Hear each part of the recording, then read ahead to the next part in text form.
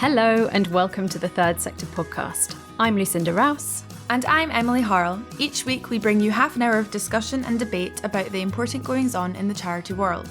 This week we'll be speaking to BBC Children in Need's Fozia Irfan about what it's like to be a grant maker in the current climate and hear her views on how both funders and charities can innovate. But first we'd like to talk about a big sector news story from the last week. Yes, and that is the news announced last week by the Culture Secretary Lucinda that the National Citizen Service Programme would be wound down by March next year. And the National Citizen Service Trust, which delivers the programme and employs about 160 staff, will also be wound down. Just to briefly recap its history, the NCS was founded in 2009 and formed part of David Cameron's Big Society plans. According to its website, it's the only public body dedicated to young people. It organises residential trips and delivers online and community programmes to help prepare teenagers for work and the world more generally. Around 1 million teens have taken part in NCS experiences and volunteering opportunities since its formation at a cost of around £1.5 billion, funded almost entirely by DCMS. Now, Lucinda said that the NCS was no longer meeting the needs of society and young people today. She said the NCS met the needs of the moment and rightly put active citizenship at the heart of the government's programme for young people. But she said the world has changed and we need a youth strategy that reflects that. She was talking about the uptick in social media usage by young people since the NCS's formation back in the noughties, and also a rise in mental health problems around young people. And we're going to talk a little bit about that strategy in a minute that will replace the NCS. But let's first reflect on the reaction to the announcement. It's been a hot topic in the past week and certainly some of our most read coverage on the Third Sector website. So the reaction from the youth space has been fairly mixed, I think especially because it came alongside this announcement of a new youth strategy. Obviously, the NCS Trust have said that they're very disappointed with the decision. 160 staff appear to be facing redundancy, but the Trust said that it's still trying to figure out how its employees will actually be affected. The Trust said that there's never been a more important time for the kind of work that NCS actually delivers, but it said that it's hoping the government will continue supporting youth initiatives and is prepared to share its insights as Lucinda develops her new youth strategy. Some other youth organisations have cautiously welcomed the announcement of the new strategy, but have expressed sadness at NCS's closure and reflected on the key role that it played in young people's lives. But some organisations have been stronger in their criticism, with UK Youth's Chief Impact Officer, Jacob Diggle, saying that the new announcements are worryingly under-resourced, and the NCS's closure and failure to renew the Youth Investment Fund will take hundreds of millions of pounds out of the sector. He also said that closing, rather than repurposing the NCS, will risk wasting millions of pounds and years of momentum. And on the flip side, I've seen some discussions across social media where people have praised the decision, with some people saying that the programme was expensive and ineffective. I think among some folks, this type of decisive action, which turns away from the Conservative government's flagship youth programme, seems positive, since it seems that more money will be spent on developing youth facilities. And that new strategy also includes plans to actually include young people directly via a youth advisory group. So to many working in the youth space, this could be a positive thing, but it kind of depends on the delivery of it. Yeah, I think whatever your views are on this decision, it does feel like a turning point for the youth sector. And youth organisations will be eagerly awaiting the government to deliver on its promise to engage fully with the sector in developing the new strategy. We don't know exactly when this new National Youth Strategy is going to be unveiled. The NCS Trust Chair, Harris Bokhari, will act as an advisor on the strategy, and it's also going to be co-produced, as you said, Emily, with young people. There will be a big national consultation and it will be published at some point next year. Moving on to this week's main discussion, we are delighted to be joined by Fozia Irfan, who is the Director of Impact and Influence at BBC Children in Need. She's also the chair of 360 Giving, which promotes open data in grant making, and holds a slew of other board positions. She was previously Chief Executive of Bedfordshire and Luton Community Foundation and started her career as a solicitor.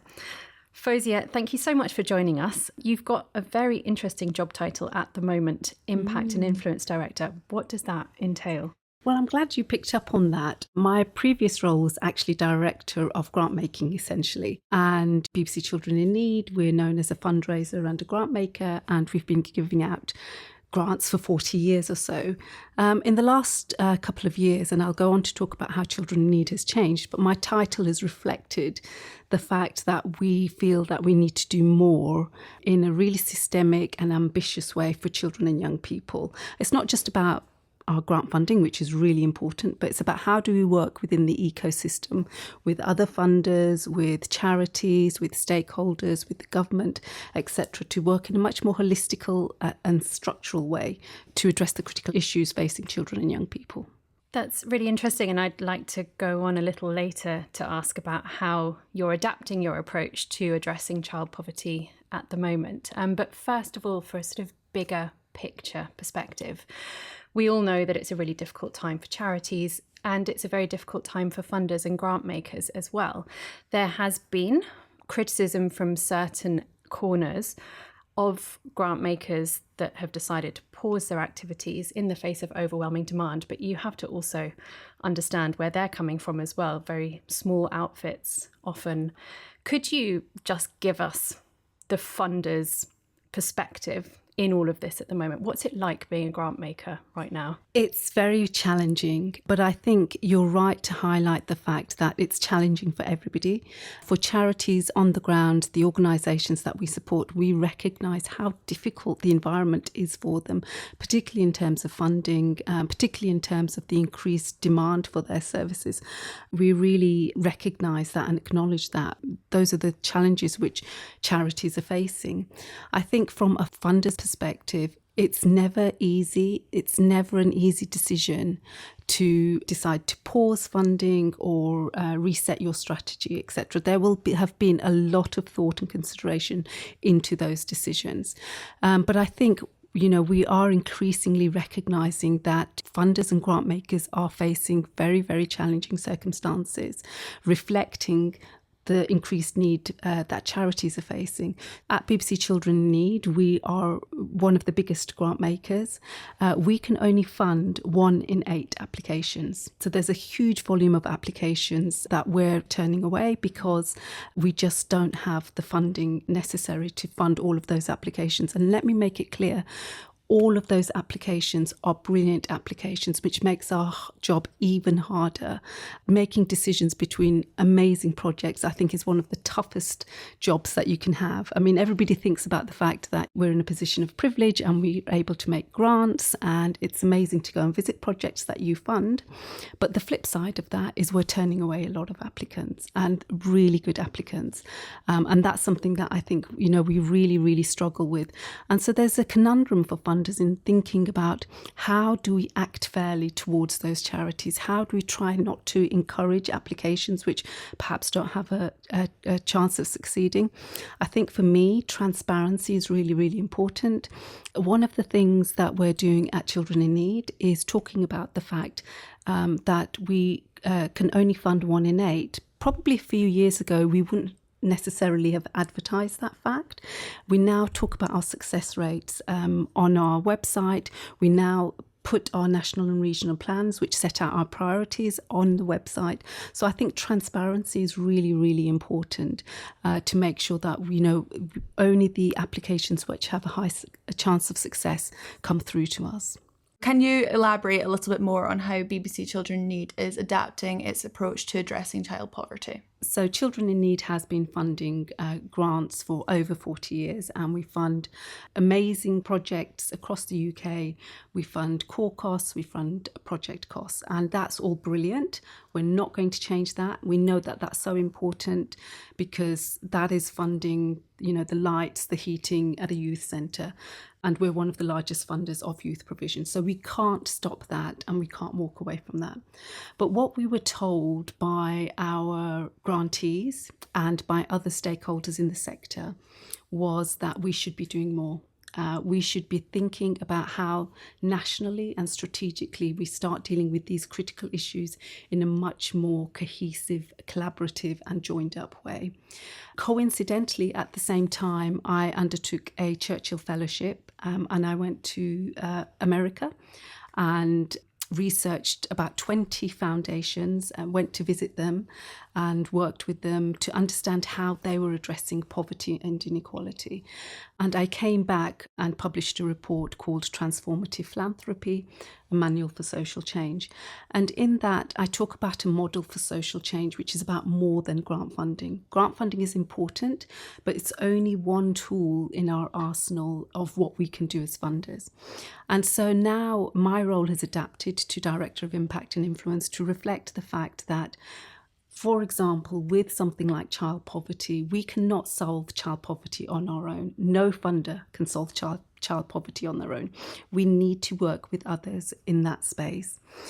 So I came back from the US, looked at how we bring about social change and looked at how we structurally address these big systemic issues such as child poverty. I don't need to tell you that child poverty underlies everything which a child faces, whether it's in relation to education, employment, housing, mental health.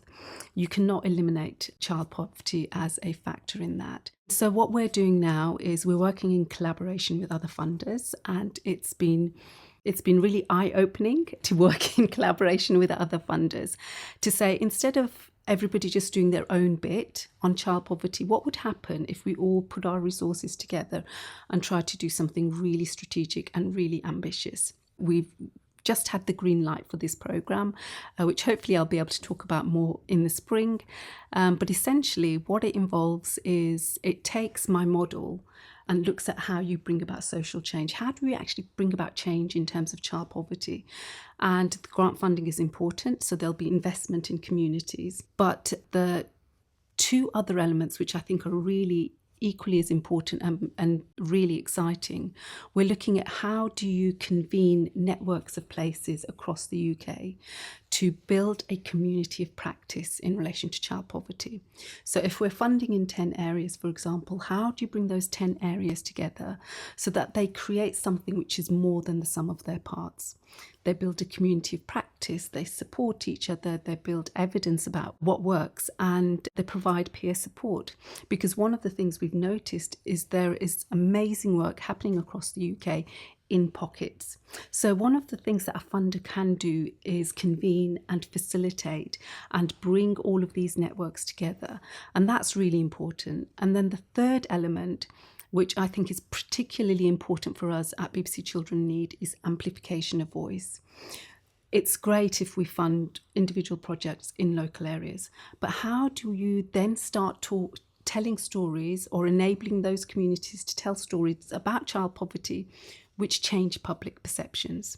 How do you start building movements which actually address the narratives and the misconceptions that people hold about people in poverty, about families in poverty?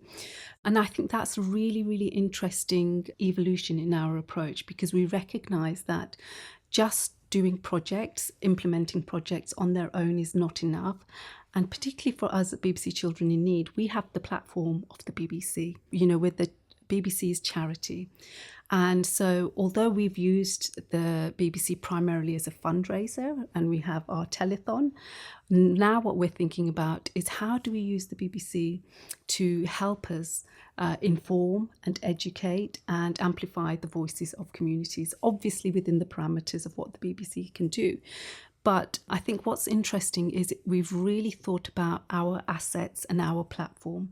And I think a lot of funders are starting to work in that way, where the grant funding is one tool, but the assets, the platform, that funders have, how do we start utilising those to empower communities, to empower organisations? That sounds really interesting, what you are doing at Children in Need, and also the recognition of the role of convener and promoting collaboration between different grant-making organisations and hopefully charities as well.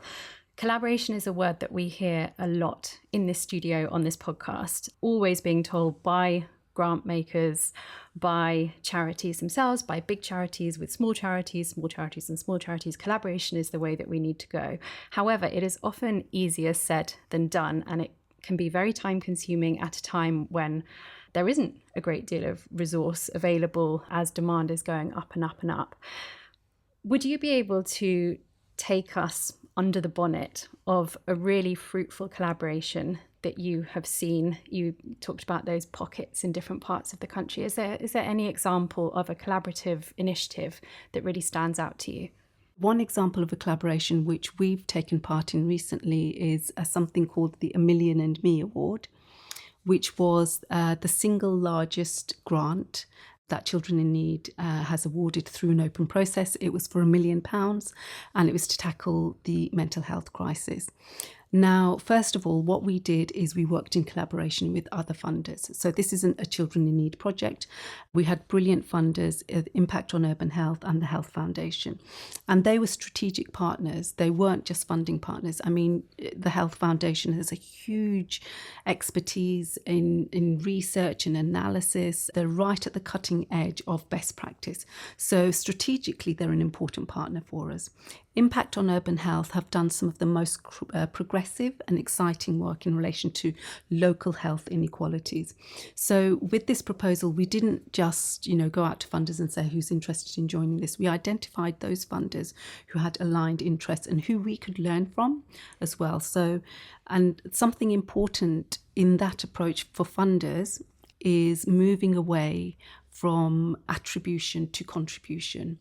And traditionally, quite often funders have wanted their plaque on the door and their sign saying that this is funded by X, Y, and Z. So you can tell your trustees this is what we've spent the money on. Now, I think funders are starting to move towards recognising that we can all contribute in different ways and we don't necessarily need to have that attribution. So that project funded a collaboration with the Children's Society and 2 other organisations for a pan-UK project tackling mental health. And that collaboration that the Children's Society have set up is working with, you could say, organisations who are their competitors, their natural competitors across the nations. But again, they're putting their resources together, putting their expertise together and amplifying the impact of this particular project. It could have just been England, it could have just been a Children's Society project, it could have just been a BBC Children in Need project, but it's achieving so much more because of the breadth of the expertise that's been brought in. So I'm expecting to see more and more of those types of collaborations, but I think it has to start with funders. We have to role model those collaborations. And sometimes I think we can't be prescriptive. Collaboration is not suitable in every case because there are unique circumstances. So I remember in my old role, we were funding 10 different projects, local projects, which worked with elderly communities. And on the face of it, you could say, well, why are we funding 10 projects? They should all just work together. What's the problem? But if you actually go and visit the projects and speak to the project workers, they were working with very different communities, with the Bangladeshi community, with the Afro-Caribbean community. And there's a sense of belonging and identity within that place, which needs to be nurtured and needs to be held. So collaboration isn't essential in every case. But what we were able to do was to network those groups together so that they then started putting in joint funding applications to bigger funders and working together. So there's a limit in terms of where you can push and pull in relation to collaboration. I think what you're touching on there is a point of intentionality, being very intentional with where you collaborate, but also convening those networks, which is a really interesting approach. And I think it will be really great to see that happening more and more in the sector. Another place where we've seen quite a lot of collaboration, pivoting a little bit from our discussion, is the response to the riots in the summer. And I wanted to ask you about that because I know that you've been very involved in convening different organisations across the sector to come together and create a collaborative response to those riots. That situation with the racist and Islamophobic riots in the summer, it's one of those situations where at BBC Children in Need, we saw what was happening. There are so many children and young people affected in these local areas, directly or indirectly. And what we really felt was we wanted to avoid a situation where everybody goes into their silos and just starts doing their own pieces of work. So what we did was we started off with the convening. And at that point, we just committed to holding and convening those sessions, because convening itself is so important, because it's the start of building momentum. And with those convenings, our intention was two things really: to bring funders together, to hear from those communities affected directly, and to highlight the issues being raised, and to keep this on the agenda. Because quite often you can get something which is huge news, even within the sector, for a period of week, 2 weeks, 3 weeks, and then it tends to die down. As funders, we have the privilege of having the capacity to hold a space. And sometimes just holding that space and just bringing people together is really, really important and really symbolic of itself. So we committed to holding those sessions. We heard from communities, and then we said to the funders that now the responsibility is on you to think about what is the action you're going to take. You've heard from the communities. You've heard from experts, like we had the Runnymede Trust, we had Baroness Warsi talking about their perspectives. So you had the expertise, you've heard from communities, now what are you going to do? And at Children in Need, we have committed to building a collaboration in response to the racist riots. It's not finalised. We're still in negotiations. We're still in discussions. These things take quite a long time when you're working with multiple funders. But what I've been heartened by is the openness that these funders have come to us with, and their generosity, and putting aside their own silos, their own priorities, their own strategy, and just thinking about what is needed in this moment. So it's been heartening to see, and I hope that we'll have some news by the beginning of next year that we can start talking about. Brilliant. And again, just acknowledging that is a massive ask, going right back to the beginning of our discussion about how under pressure funders and grant makers are at the moment in their existing day job remit. So going on to a slightly different area now, in light of the scarcity of funding that the sector is facing, how, in your view, can the funding landscape be made more equitable? That's a really, really good question. If I take you back probably 4 years ago, I founded a coalition of funders, again, a brilliant example of collaboration, called the Diversity, Equity and Inclusion Coalition. And at that point, my real focus was on getting the use of the word equity and equitable funding within the grant making sector. It was a concept that I learnt of in the US on a previous visit, and I thought it was so important because language is so important.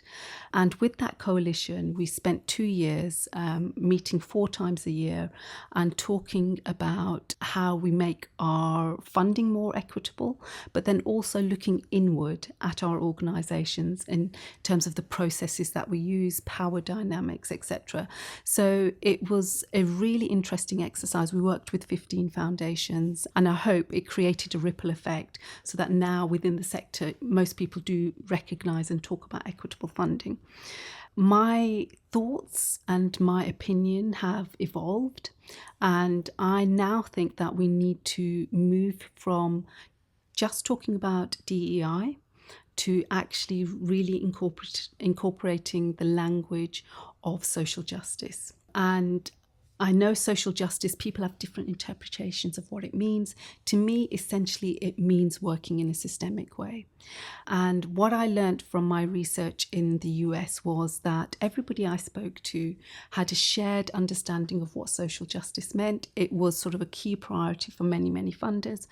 And it was the glue that held all their funding together, and it gave them a focus in terms of what they needed to do. So I'm really keen for grant makers to start working strategically and to start looking at social justice as a concept and the prism through which we view all of our work. If you start working from a justice-based perspective, then your funding becomes even more equitable, because what you do is you recognise historical barriers which are preventing people and communities from thriving. So it's just about moving from individuals to systems. It's about moving away from labelling communities as the problem to actually the system that is around them as the problem. So it's a mindset shift, but then it also shifts in terms of how we start thinking about equitable funding and which communities have access to our funding, which communities have got social capital, which communities haven't.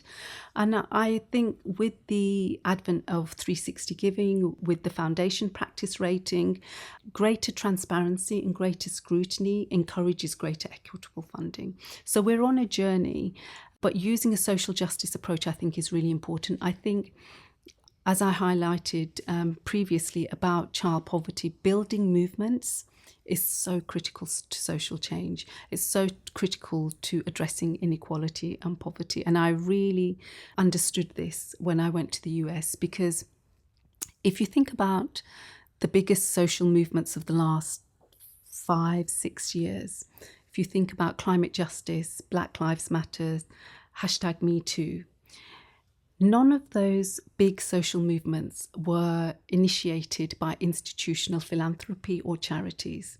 We weren't there at the start. The biggest movements of our generation and institutional philanthropy was not there. We have to pause and reflect on what is it about what we're doing now, which is not bringing about social change in the way that those movements did. And I think there's a lesson for us in terms of the way that we fund sometimes can be quite rigid and not encourage that type of movement building, which is so important to bring about social change and equity. And as you say, that is a journey. That is not a quick win. That's going to be a long-term process.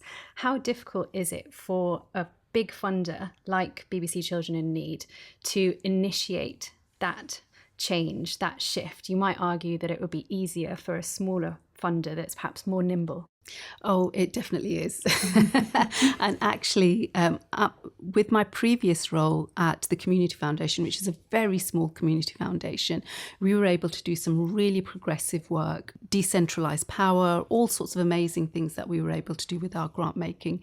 And when I joined BBC Children in Need, people were very surprised, because I think they were just shocked that I would go from such an independent, progressive foundation to one which is really institutional and has this huge public facing scrutiny and, funds hundreds and thousands of applications. But what I think is really important is that you can translate those principles that work in a smaller foundation into a larger institution. It takes longer and you need to involve more people. But if you can shift institutional funding even by 2 degrees, that has a huge impact. So 2 years ago, with my new grant making strategy at Children in Need, we brought in funding for core costs. And that is something that we'd had discussions at Children in Need for a while. There were all sorts of complications in terms of whether or not we could implement it. But by Children in Need funding core costs for organisations, that sent a signal, and it was covered by third sector press. It sent a signal to other grant makers and funders to say, actually, if you're not funding core costs, you really need to think about this. If one of the biggest institutional funders is doing this, then perhaps it's something that you can do. And, a lot of the other funders are much more nimble than we are. So you can bring about change. It normally takes a bit longer, but it can also be much more significant for the sector. And sometimes the symbolism of what you're doing is even more important than the impact. And that's reflective of what you were saying earlier about the amplification of voice and the platform that BBC Children in Need has. So that kind of change that you can then initiate within the sector kind of ripples out, which is just incredible to see. And of course, BBC Children in Need had its telethon on Friday, which we should definitely mention. Yes. So the fundraised amount, increased by I think about 6 million from last year, which is great to see it's on the up again. Is there any sort of difficulties navigating that public facing presence that BBC Children in Need has, while you're also trying to do this very, very important systems change work. Yeah. With every grant-making organisation, there are parameters that you can work within, whether it's a family foundation, whether it's a historically endowed foundation, whether it's a community foundation, there will always be parameters. And within BBC Children in Need, we do have parameters. We're part of the BBC. You know, we have to be extremely careful about what we say, what we do, what we signal, the language that we use. But you can either see that as a restriction or you can see it as an opportunity. I see it as an opportunity. Yes, we do face huge public scrutiny. All of our grants are publicly available information, and there are people that will scrutinise those grants and question what funding we're giving. So we do face a higher level of scrutiny. But then on the flip side of that, we have the BBC as a platform. We have this amazing global media company at our fingertips. So if that means that we have to be more thoughtful about what we do, if we have to be more considered about what we say, I'm prepared to do that to benefit from the assets and the leverage and the platform of the BBC. So it's always a balancing act, balancing what you want to achieve in terms of impact and social change and the institution which we work within. And so far, I think we've managed to do it well. And I think the total raised reflects the fact that we have a much more integrated, much more impact-driven way of working. Within the organisation, we've got a new grant-making strategy, which has been implemented for the last few years. We've got a real focus on purpose. And I think if you're driven by purpose and it's at the centre of everything you do, whether it's your storytelling, whether it's your grant-making, whether it's your content, whether it's your communications, that will filter out. And I think more and more charities are recognising the importance of being purpose-driven, both in terms of income raising and impact.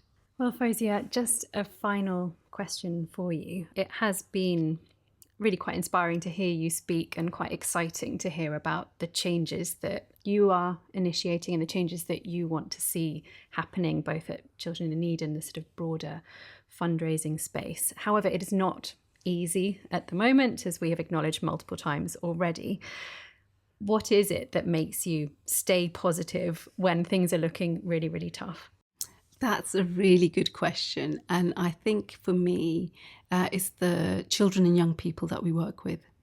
I am continuously inspired and excited by the way that they think, the way that they articulate, the way that they view the world, what they will stand for and what they won't stand for. And they're very committed to their principles and values. And there's a whole generation of young people who are coming up. If you think about Greta Thunberg and climate justice and, all of the other movements, they've been driven by young people.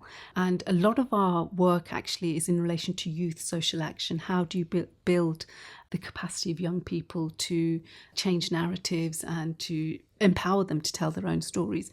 And so when I see that work, I'm very, very optimistic about the future and almost sort of ashamed of my own reticence and lack of vision compared to them. Oh, Fozia, it's been such a pleasure to have you with us. Thank you so much for joining us. Thank you.